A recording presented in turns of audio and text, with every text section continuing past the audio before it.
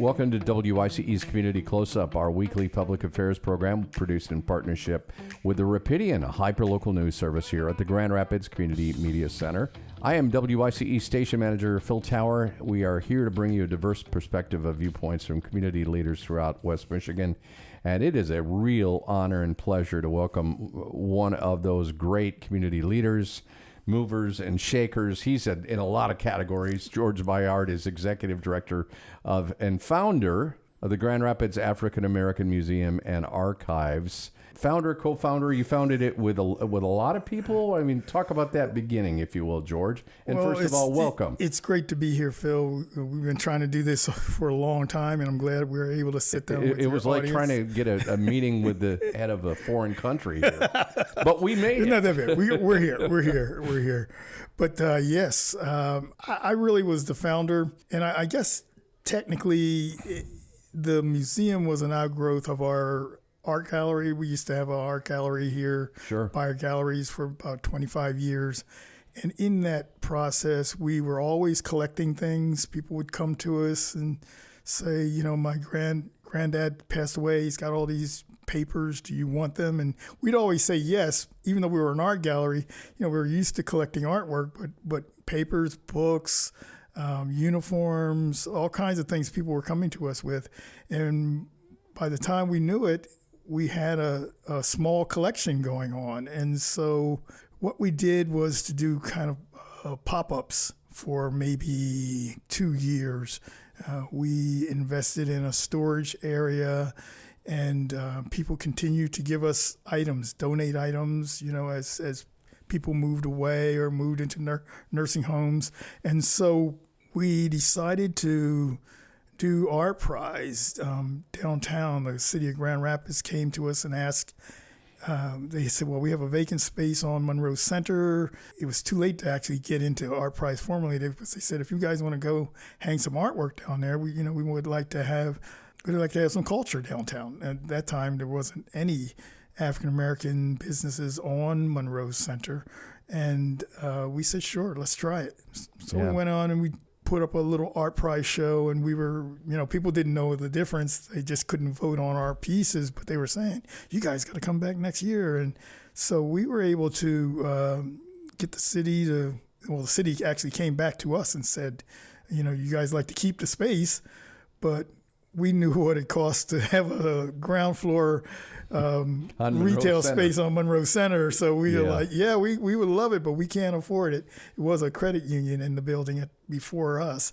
And they said, well, let us worry about it. And so they made things happen, and we were able to afford the first 4 years of going in there, and then we re-upped for another 4 years. So we've been down there 8 years. We've been in business 10 years.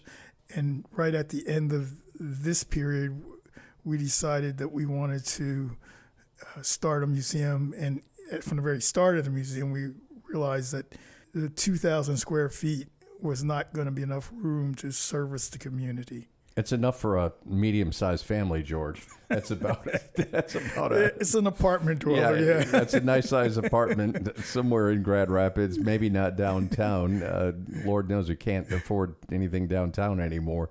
The Grand Rapids African American Museum and Archives, I love the story how you said previously when you had the art gallery, people would bring you stuff that their grandparents had or their aunt had or maybe after a parent passed on, clippings, uniforms, all kinds of things. And I was struck when I heard you say that, how important, and it's probably the fact that I'm older, you're older, we've had the privilege of living in this country for decades.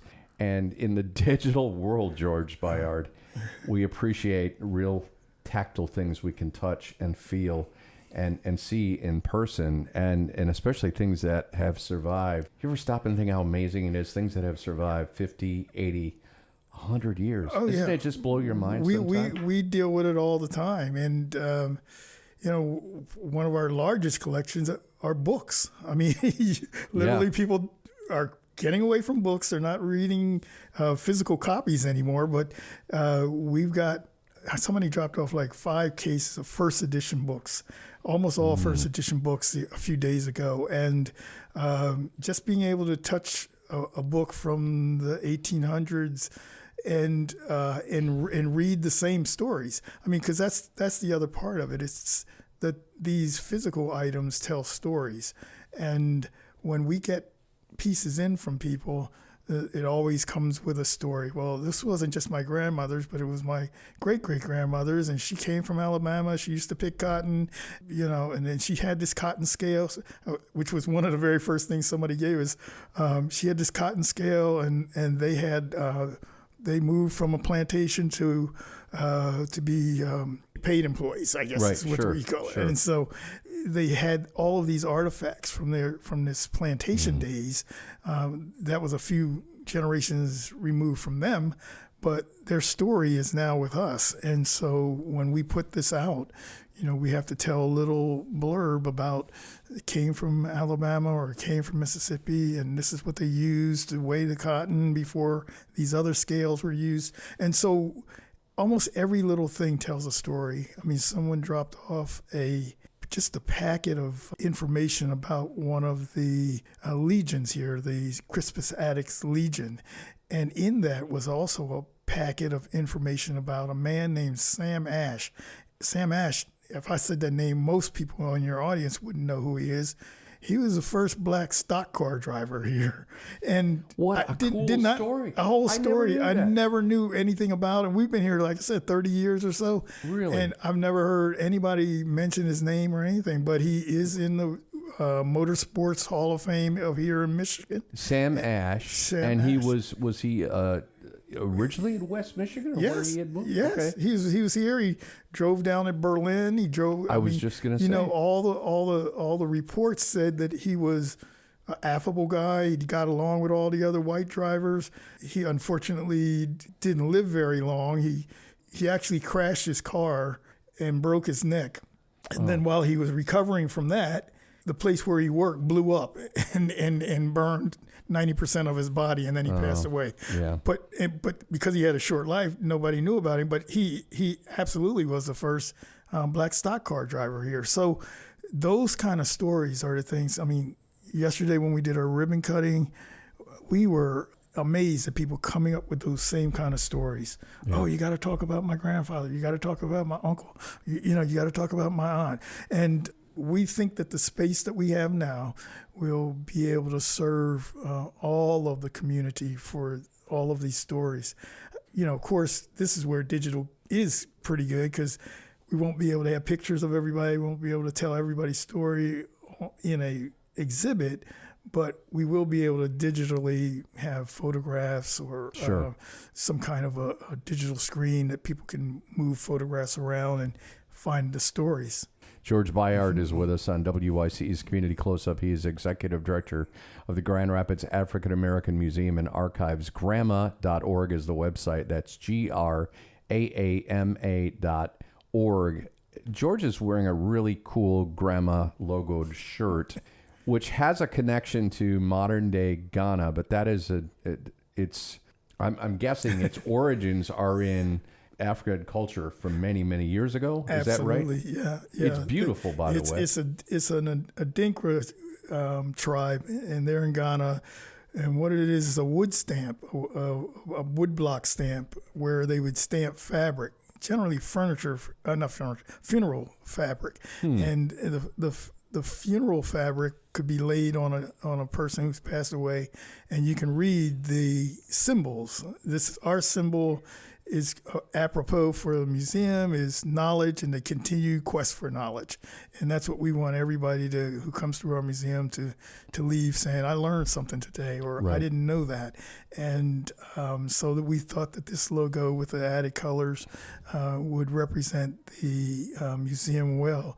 GRAAMA, even the acronym, is a tribute to my grandmother, who was a collector and had a whole house full of stuff. And she went to a nursing home, and I moved into her home. And I would pull out a drawer and there would be like a Stetson hat in there, or Colt revolvers, or silver dollars or something. She just had all kinds of stuff. Yeah. Photographs, over 1,000 photographs. Wow. No names on the back of any of them, but it was something that came from our family. And even now we're still doing some of the history work behind the genealogy of our family. But we thought GRAAMA would be a great acronym. It is a great acronym. I only have about 5 minutes left, so we've got to get some important things covered, George. First and foremost, the new Grand Rapids African American Museum and Archives. You mentioned the ribbon cutting, which is in mid-September. That will be, the new location will be 41 Sheldon Southeast. Correct. Right in downtown Grand Rapids, a great building, 2 floors. You're going from roughly 2,000 square feet to 30,000 square feet. This is a big deal for the city of Grand Rapids, and I'm going to tell you right now, we're going to have to do a part 2 just before you open up in early 2026. Yes. You and I will have a date to get you back in here. Sounds good. Because we have a lot to talk about. But I am, first and foremost, on behalf of all of us at WICE, we're celebrating this incredible milestone, and I want our listening audience to know how they can support you. They can go to GRAAMA.org and make a personal donation. Correct. What else? You've got a captive radio audience. What else do you all need between now and when you open up in the aim is for the spring of 2026, right? Yes, okay. Phil. We would love to have donations, of course. Cash we can always use. It's those kind of donations will keep our overhead low and allow us to do some of our programming. We're fairly good with our local foundations and some corporations, and that would be the other thing. You could talk to your corporation. It's a great idea. Say this is a worthwhile project for the city of Grand Rapids. While we're Grand Rapids African American Museum and Archives, we tell all kinds of history. Our histories all overlap. Indigenous and Latino and Asian even overlap. And those are some of the stories that we really dig deep to tell, but would love people to help us. That's the other way. If you have items in your attic or in your basement or in a trunk in the drawer someplace, please bring them down and let us take a look at them. They could add to the storytelling component that we're looking for. The other way is volunteering. We just had lots of people come to us and ask, how can I help? I have a truck. You guys going to be moving?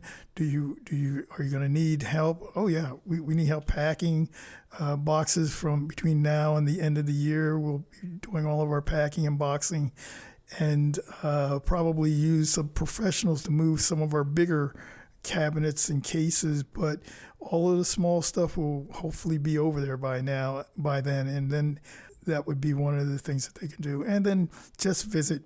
We, for the longest time, were free and open to the public. Of course, now we will have some kind of admissions, and we also have memberships, so you can see those on the website. But if you're a teacher and you have a school class that you want to come down, give us a call. If you're an organization or a business, we have businesses that come in and they'll take a half a day, maybe during Black History Month or something, come in and help us organize, or come in and help us digitize artifacts, books, or catalog. And so those are some of the things that we want to do. We also will have enough space to do conferences and things like that. So contact us for those kind of things too. Which is very exciting. And I just want to state for the obvious, local Black history in Grand Rapids is Grand Rapids history, regardless. It is. And it's really important these stories are told, just like you laid on me that first black stock car driver here in the area. What a wonderful story, and literally hundreds of other stories like that to be told.